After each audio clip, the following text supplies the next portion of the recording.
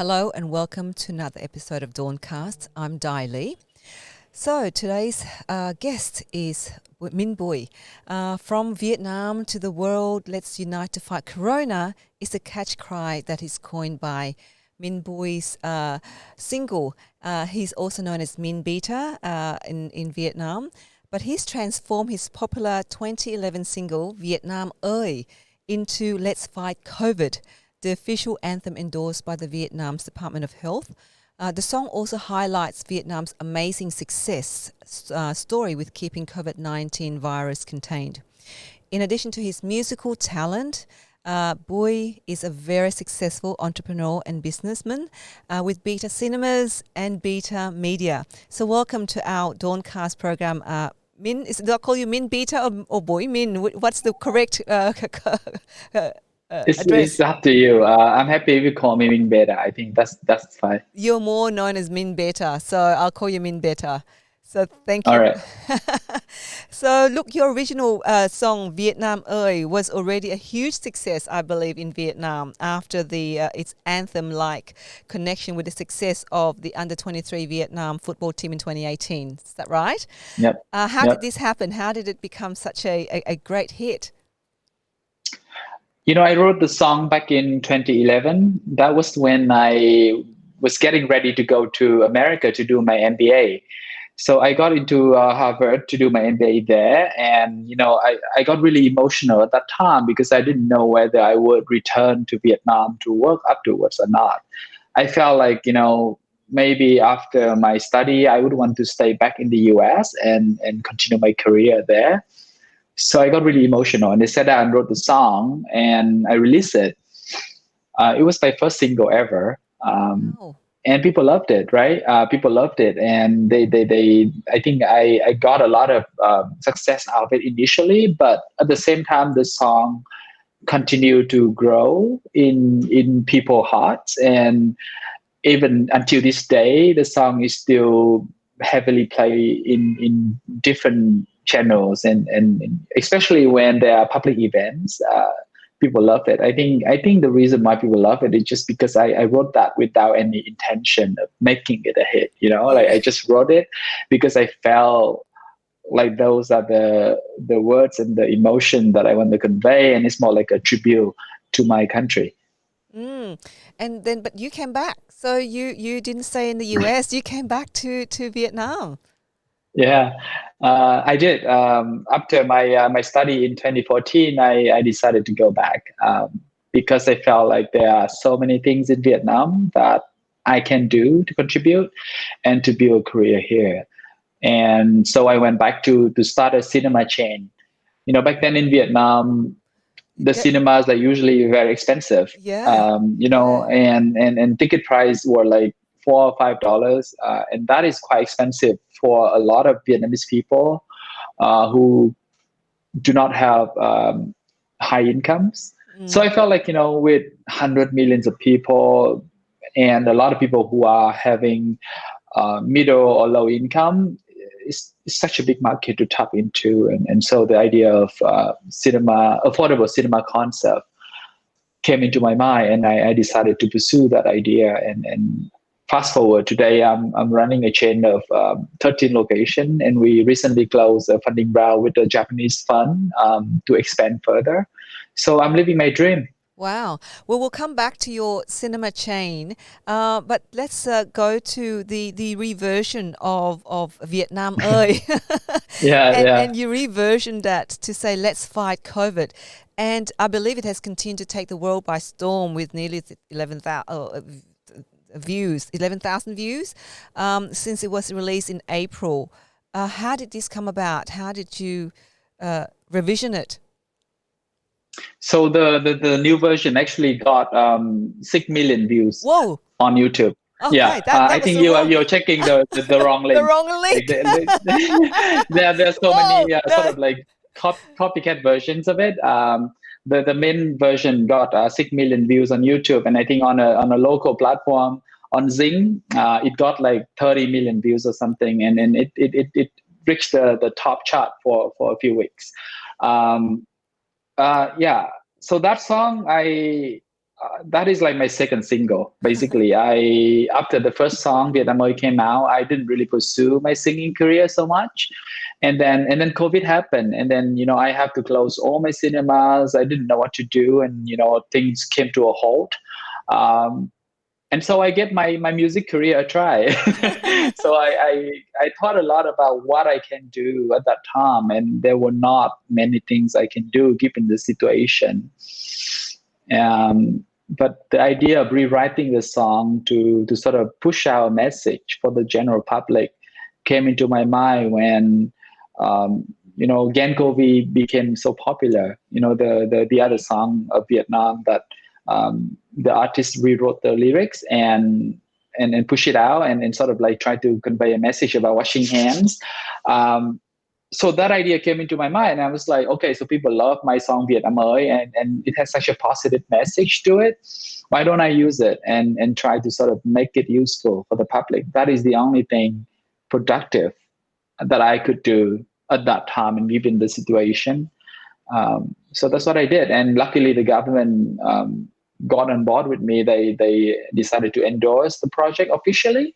The Ministry of Health decided to endorse the project, and they helped me to get through the process of finding out what is the right message to send out, giving me a lot of consultation and feedback on the lyrics. Yeah, because you had a lot of facts stating how and why Vietnam has managed to retain such low numbers in the song, I believe. So, what do you think were the key success, for Vietnam to continue to contain the virus? What were some of the key successes, do you reckon? I think that's the word is unity.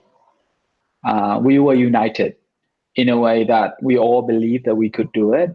We all united in the sense that we are going to be in this together. So no one can really say that they are not involved in the whole process. So Vietnam, in a sense, were very united in the action that we took, and also in the belief that we can do this together as a nation.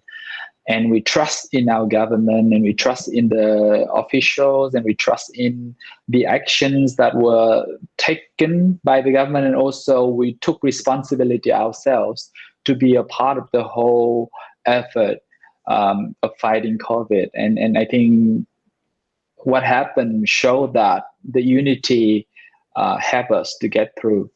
And so were the government obviously announced lockdown as well, like in other parts of the world, businesses were locked down, people weren't going to work.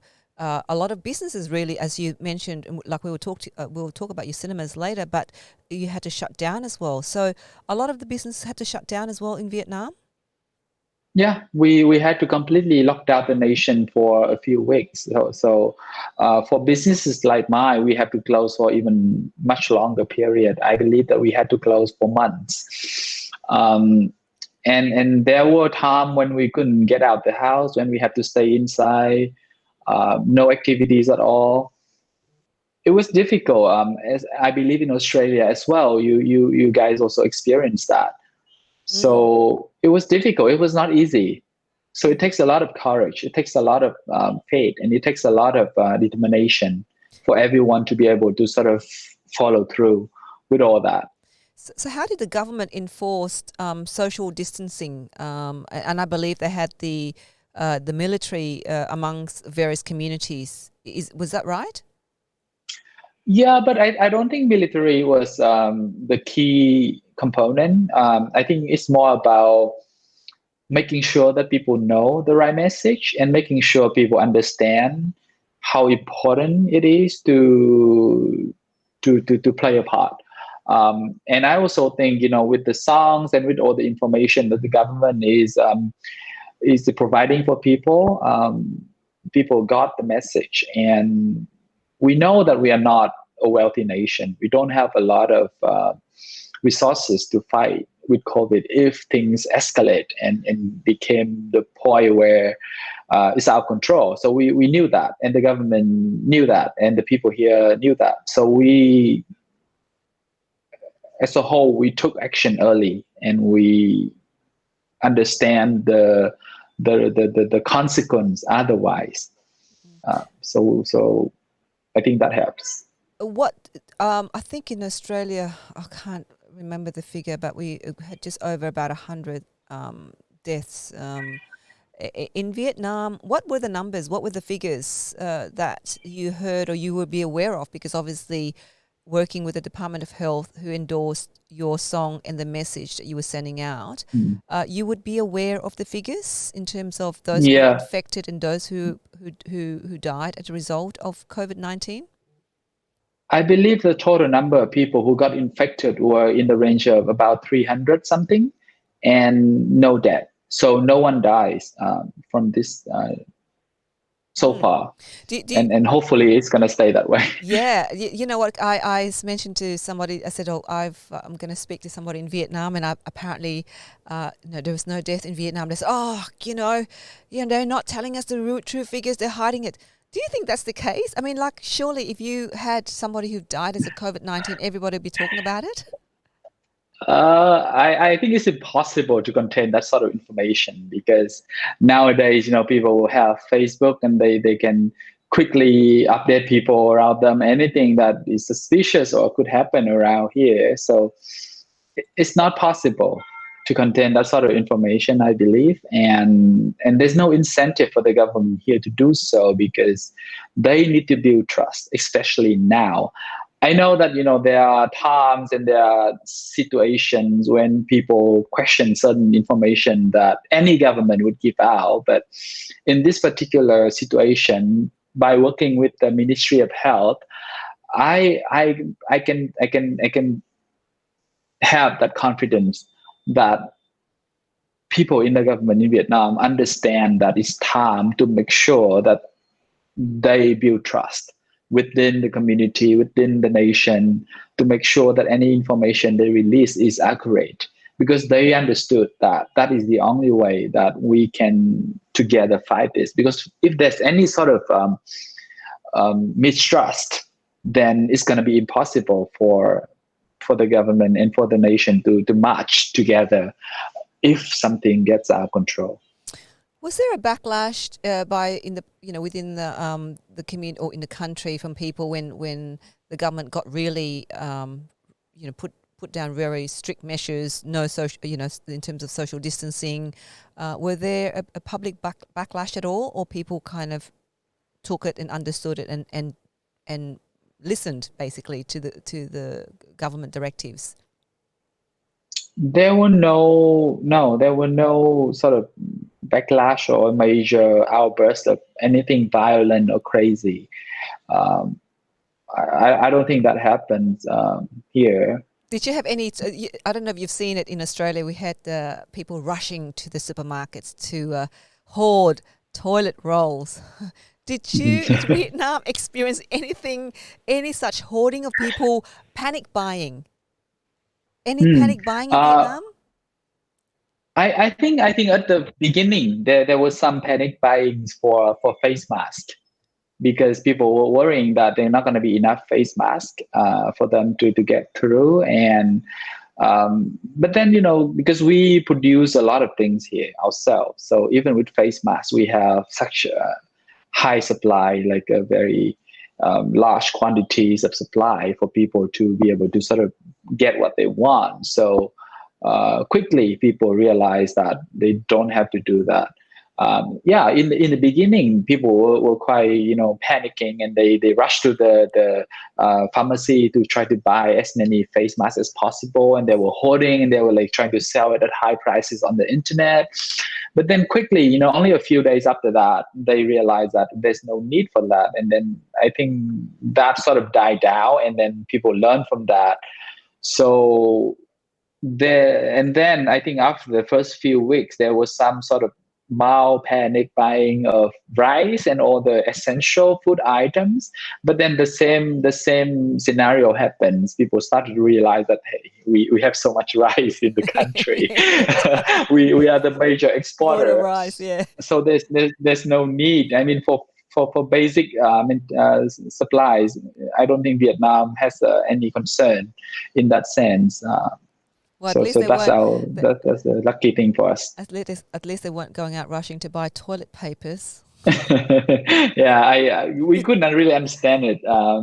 There was some explanation that I read online that maybe because toilet papers are just something that people can detect easily from other people's baskets, so they sort of like it's sort of like a herd mentality. They think that that is something that they should buy too. So that sort of escalate.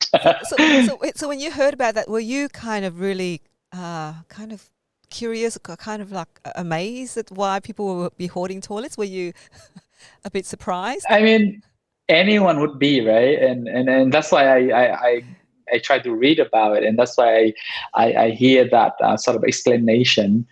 And also in the video, in the music video, you see there's a scene when actually one guy sort of like just snatch a roll of toilet paper out the supermarket shelf. So that didn't really happen in Vietnam. It was more like just me poking fun at the situation. Yeah, right. And now, there was a statement in the video as well that says the State Security Department applied an extensive public observation system. What did you mean by that? Or is there a kind of CCTV cameras everywhere, which I doubt, but No. what was all? Uh, Can you go into detail about that? I think what they did was that they were using the local authorities down to the very deep levels. So even with your neighborhood, we always have like tổ trưởng tổ dân phố, which is like the Uh, leader of that neighborhood yeah, kind of thing. a local. Yeah. And so yeah, so local authority, very very local level. So they have a network of all that. So anything happen, anything weird would be reported. Any people with strange symptoms, any people who got back to Vietnam recently. So anything suspicious, anything that could have led to a risk would be reported, and so that system works well. Mm, mm. Now, we're going to focus a bit about you now. A Okay. little bit about you. Now, you were a maths student in high school at Hanoi, then received an AusAid full scholarship from Australia, studied at Sydney University. Yeah. What did you study and how did you find Australia? I did economics and finance in Sydney Uni, and it was one of the best time of my life, honestly, because I haven't been to any country outside Vietnam before then. So Australia was just amazing because it's very developed, it's very different, very clean, very orderly, and it was such an overwhelming experience too, because I was a kid. I was 19, never got out of the nation, and then I went there and I have to like adapt to a new lifestyle and learn so many new things. My English was not that great back then. I barely passed the test for English. So I had so much to learn, but I think those 4 years at Sydney University really shaped me as a person. I became very capable of change and very flexible in my mindset and thinking and appreciative of different things in life. Um, and then so it set me at the right direct trajectory, right? It sets me in the right direction to keep growing in my life as a person and as a businessman. Mm. So did you, obviously you would have 4 years here, you would have made a lot of contacts here in Australia, in Sydney. Do you still maintain, connect with some of those people that you have connected up with? Yeah, I have good friends in Australia, mostly of Vietnamese background. I have friends living in Cabramatta, friends living in. Are you from Yes, there? I'm Do you know that? Do you know that I used to sing at Cabravel? No, really? Yeah, I, Oh I my, I won a singing contest there. oh I my won a singing God. contest there. Yeah, yeah. Well, I think Tina was running the yes, program. yes, yes. I know Uh, Tina. I know Tina Tina. was. I love her. She's such an amazing artist. Like when you talk to her, you wouldn't recognize how cool she could be on stage. Yeah. And then she came on stage and she's just like blossom. Oh.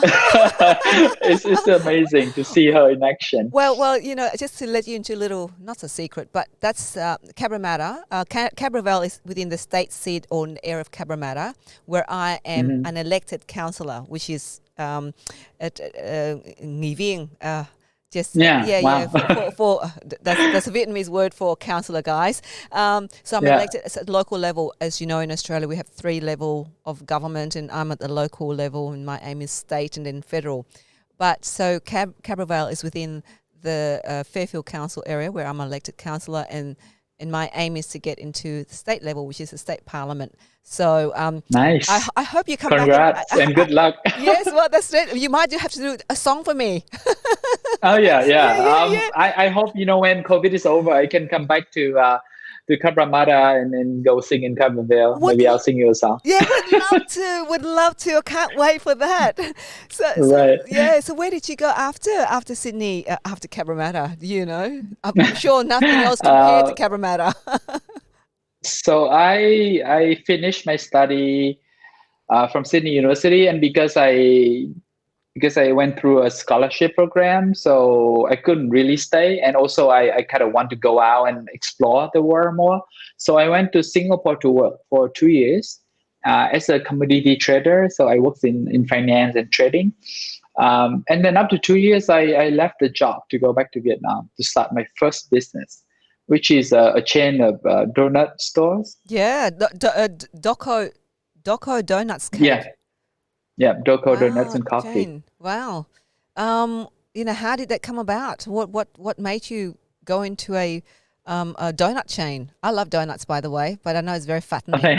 It's very fattening. uh, I think it's like a trend back then in Asia.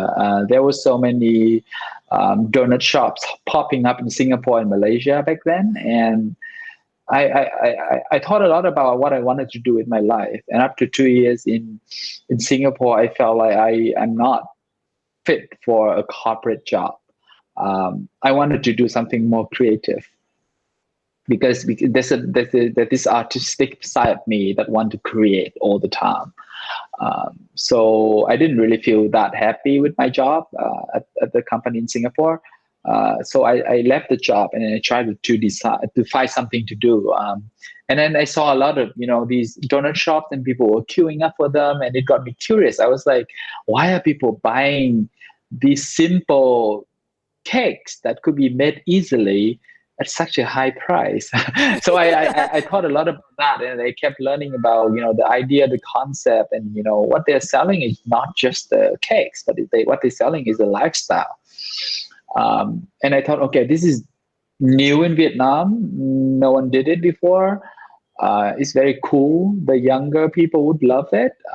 I could introduce this to Vietnam, and it's like I can start small enough, right? I didn't have a lot of money back then, so I felt like to open a small donut shop is like I can afford that, and even if I fail, that's fine. So I follow through, right?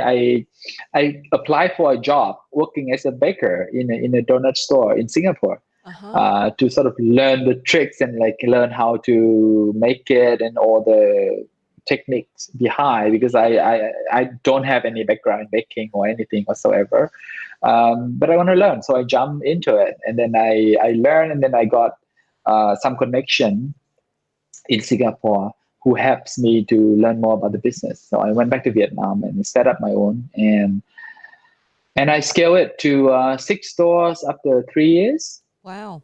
And then the trend start to sort of fade away, and the business is not as good as before. So I quickly sold the business. I didn't sell the whole company, but I sold like individual stores to different people to let them manage and keep running it, and apply for my MBA.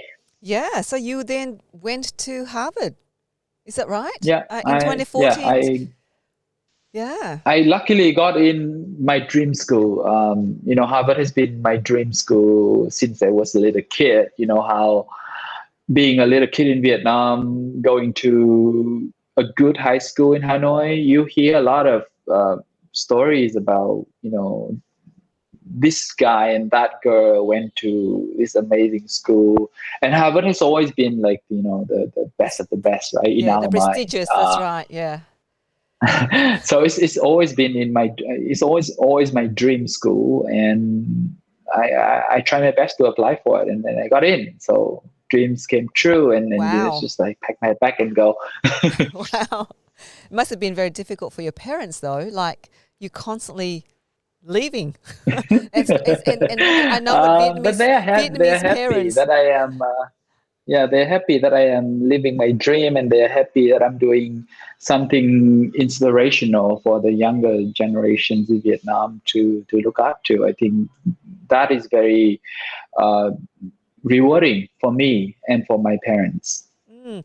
Now, so you went to the American education system.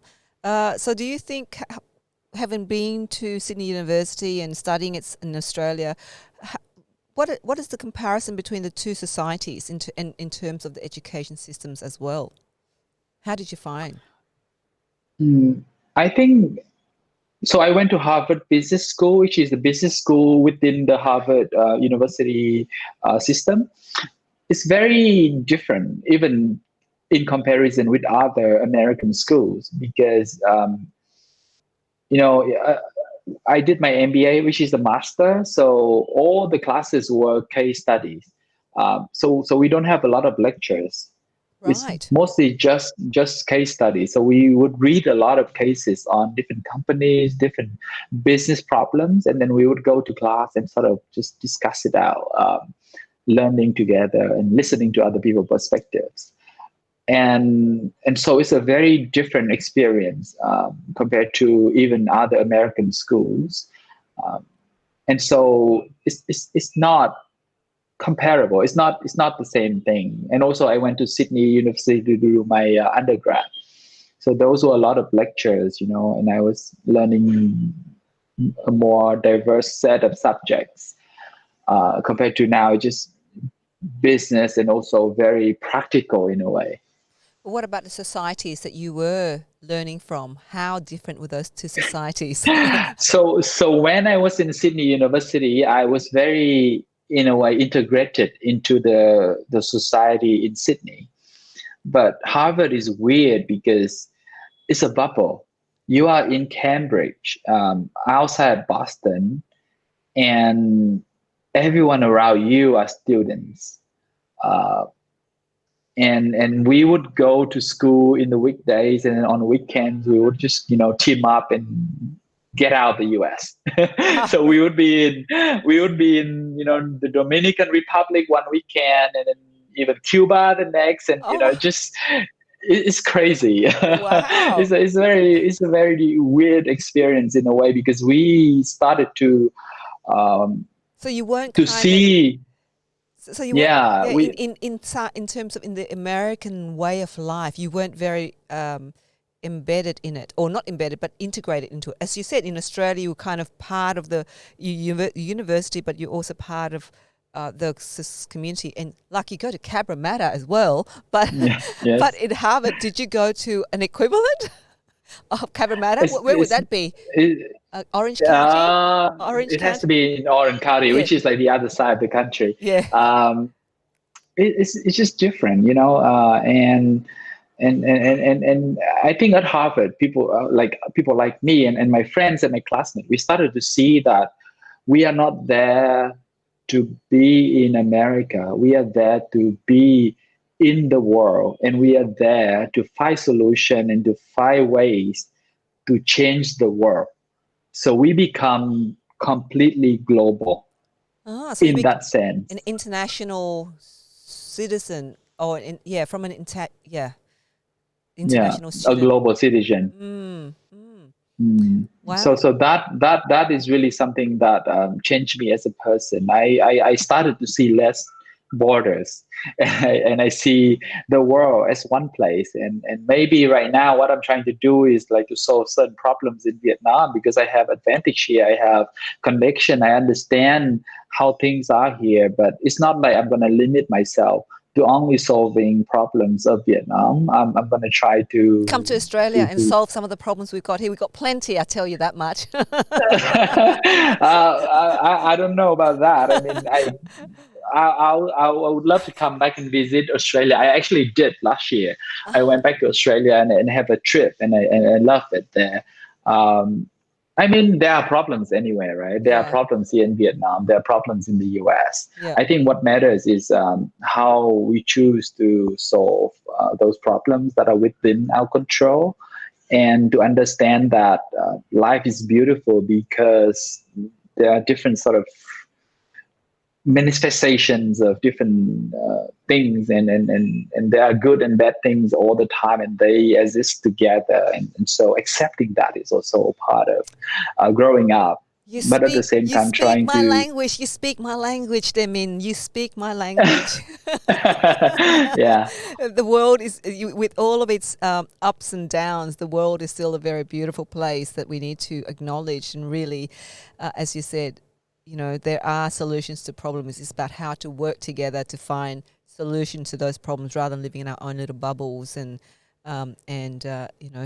coming with a lot of judgment. But so you graduated from your MBA from Harvard, and then you went back to Hanoi, and that's where you then started the chain of the Beta Cinemas for Yeah. students and middle income earners.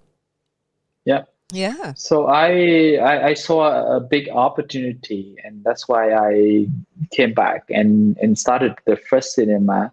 Also, back then I didn't know anything about cinema, so very similar to when I started the donut chains. Um, but this time, because I have my MBA, so what I know is that I can hire people to do it instead of trying to do it myself. So Yeah. so I started to hire people who have more knowledge and more expertise in the field than I do, and I work with them. And so we got the first cinema up and running within 6 months after I came back. And then we keep fundraising, and now we closed the third round funding recently with a Japanese fund. So what do you think is the key, or what are the keys to Beta Cinema's success?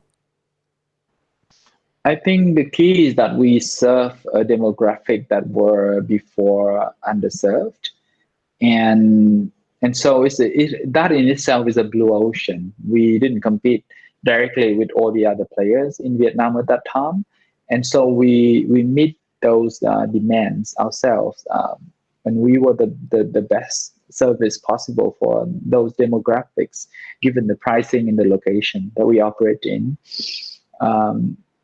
And so to keep the customers at the heart of the business, of course, I mean, it's a cliche, everyone talks about it, but to keep reminding ourselves of that is very important.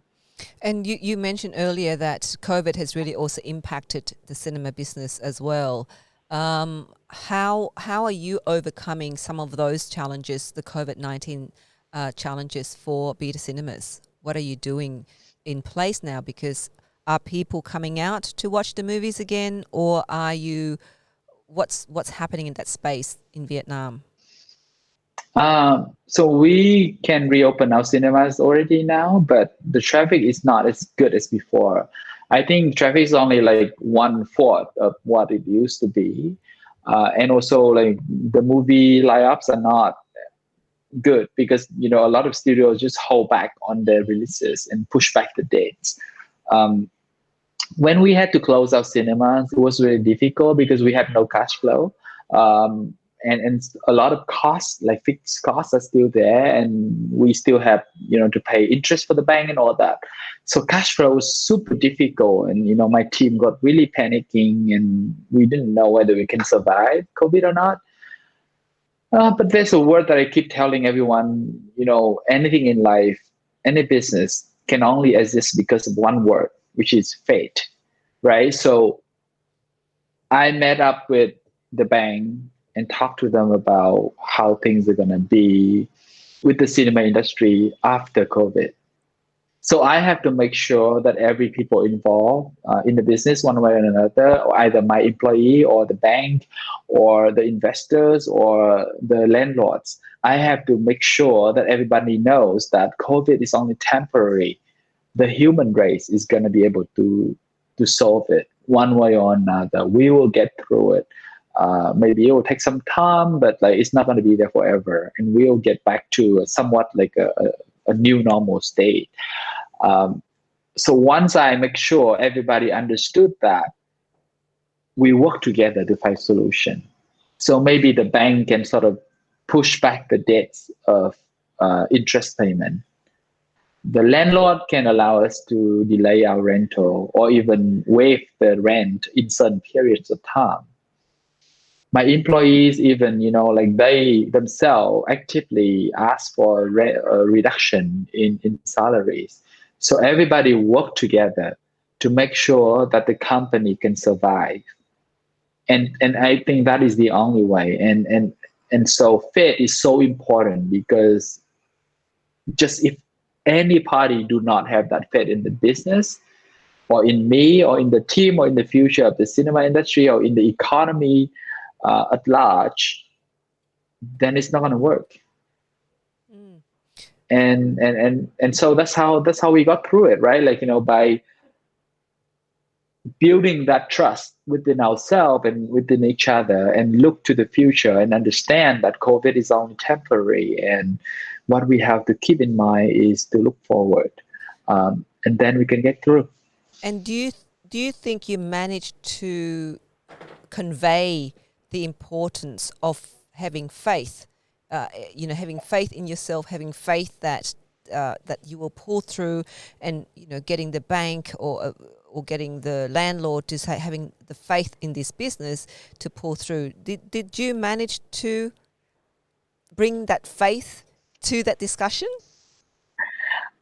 I think the song did it, right? Because my business was all closed down, and yet this, Yeah. Big Beta came out with a song, cheering everyone up. Yeah.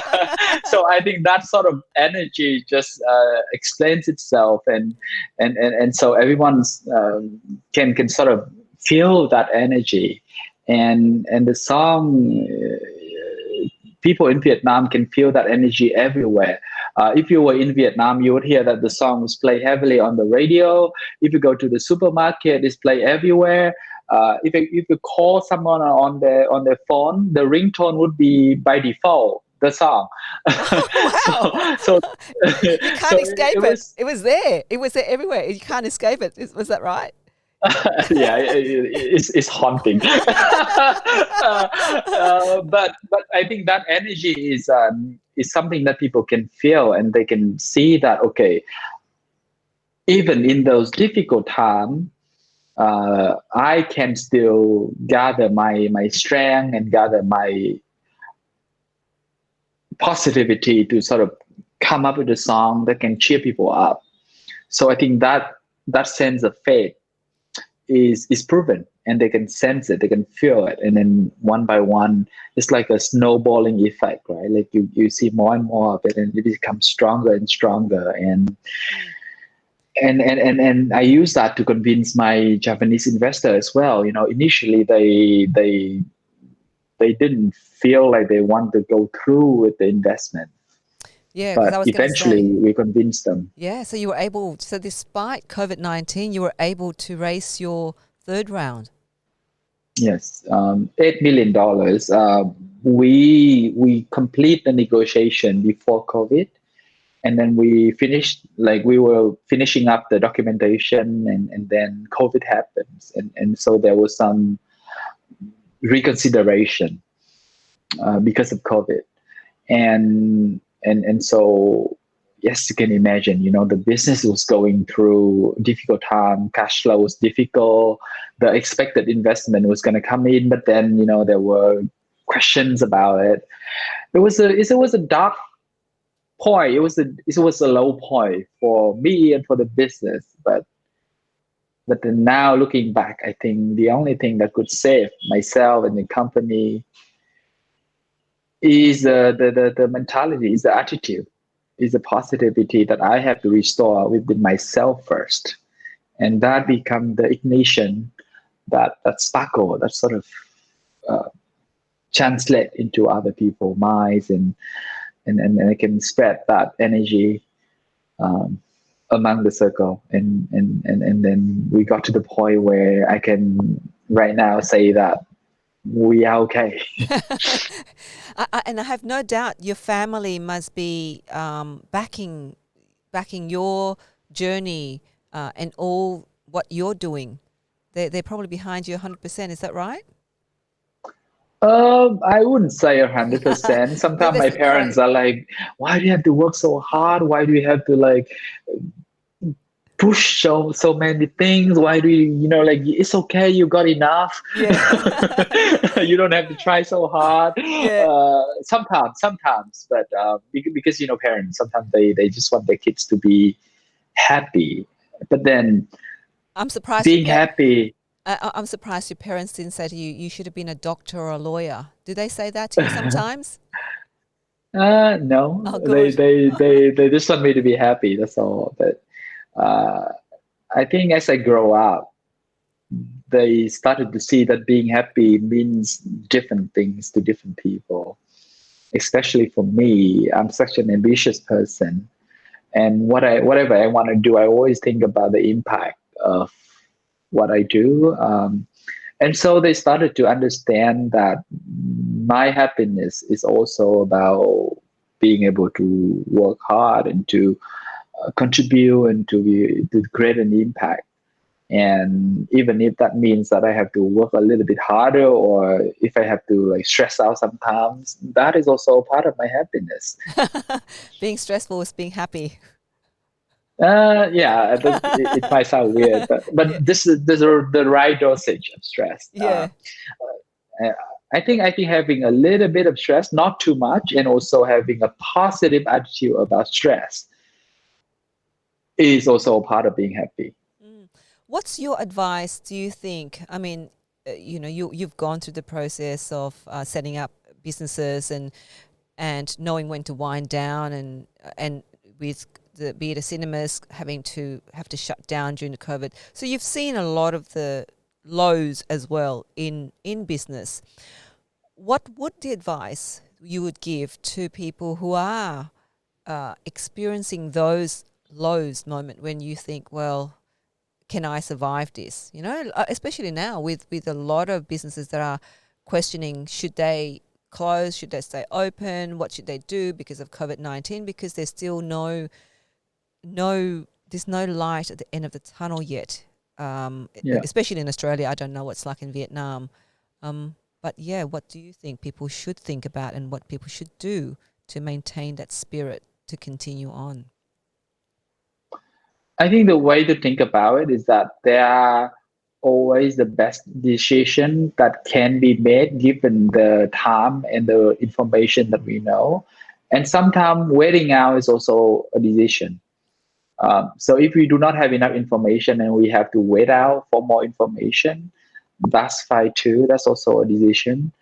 Um, and even if it sometimes we have to decide to cut loss, to close a business, or to to sort of just declare bankruptcy or whatever, that's fine. We can start again. We can um, continue with something else. We can find a job. We can continue with our life. And the lows, the highs,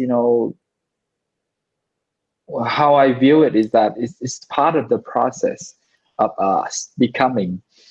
And in life, I don't think there's a destination. So the right attitude is to just accept that there are things that are within our control, and we should try to make the best decision of what is within our control. And then there are things that are not within our control, and we have to differentiate that, and we have to accept that there are things that we cannot control and just be with it. Mm, mm. So what's next for you? What's your next phase of your business, your life? I still want to grow as an artist, so I'm learning. I'm taking a lot of classes on acting and directing right now. So I did produce some movies and I did act in some of them, but I am not Yeah. very good. Yeah. Well, you got, I think you got about four movie productions, is that right? Yeah. 2017, 2018, 2018, 2020. One is called, I'll read in English because um, It's called Get Married, Bride for Rent, Husband Swap. Oh, Bookworm Beauty. So what were your roles in those in the process of those movie So, productions? so I'm the executive producer for all of them. So I'm responsible for the production of all those four, and I'm acting in two of them. Mm. Uh, yeah, in Get Married and in Bookworm Beauty. So that one is coming out end of this year. I'm finishing up the production for that. But I myself think that I was not very good in them as a producer or as an actor. I still think that I'm learning. I still think that I'm in the process of learning and getting better at those. And for me, filmmaking is a very lifelong process. It's not something that I want to do and be good right away. I don't think that's possible anyway. I'm willing to get on for the long haul and keep learning and developing myself in that career. So we gonna see you more and more on the screen. Is that what you're saying in the future? We're gonna watch out for. Hopefully, hopefully. But then my main focus is always gonna be business, because I think for me, business can create so much impact and create so many opportunities for people and also improve people quality of life. So that is something that I'm most passionate about. So being a businessman is always first and foremost my main focus. But developing myself as an artist is a way for me to live a full life where I can fully develop and grow in different direction, and they can also help me to become a better businessman. So why not? And that is my way of experiencing life, and to be happy. Mm. I've got one last question before we wrap up. It's been a fantastic conversation with you, by the way, Min. Thank you very much, Min Beta. Look, what's your view about overseas Vietnamese, and how do you think local Vietnamese, view those who local Vietnamese who've never left Vietnam? How do they view overseas Vietnamese people like myself, for instance? What's your perspective? Um, so I went to Sydney and I hang out with a lot of overseas Vietnamese. So I'm close friends with them.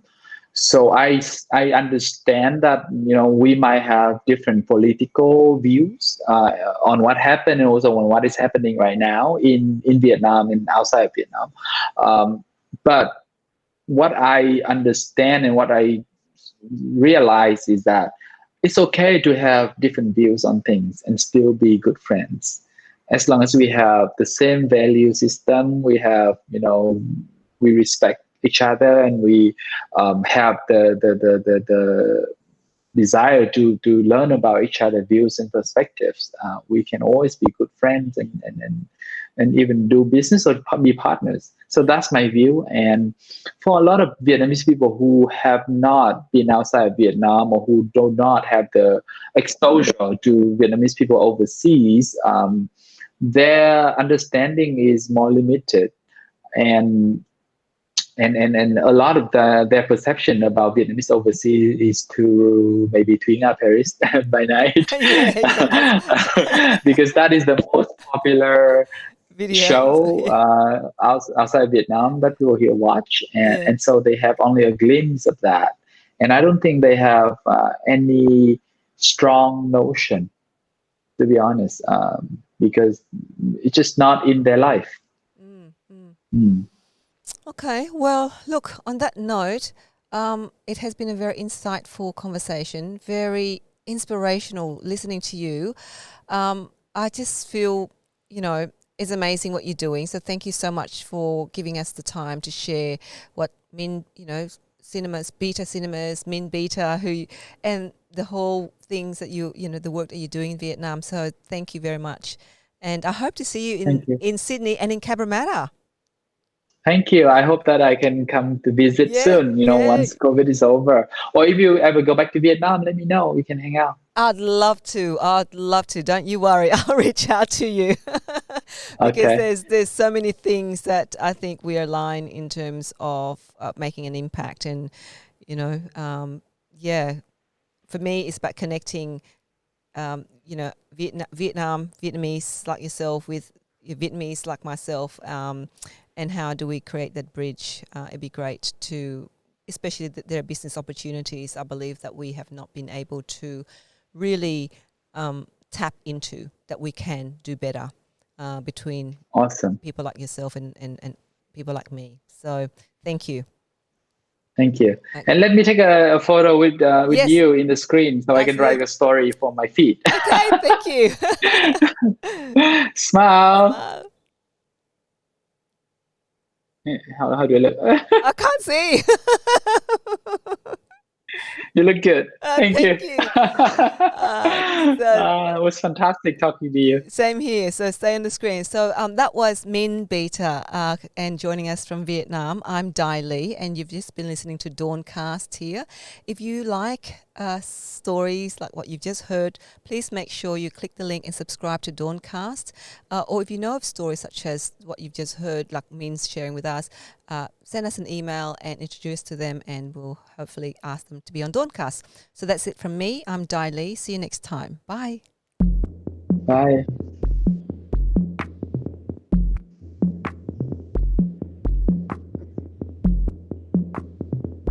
So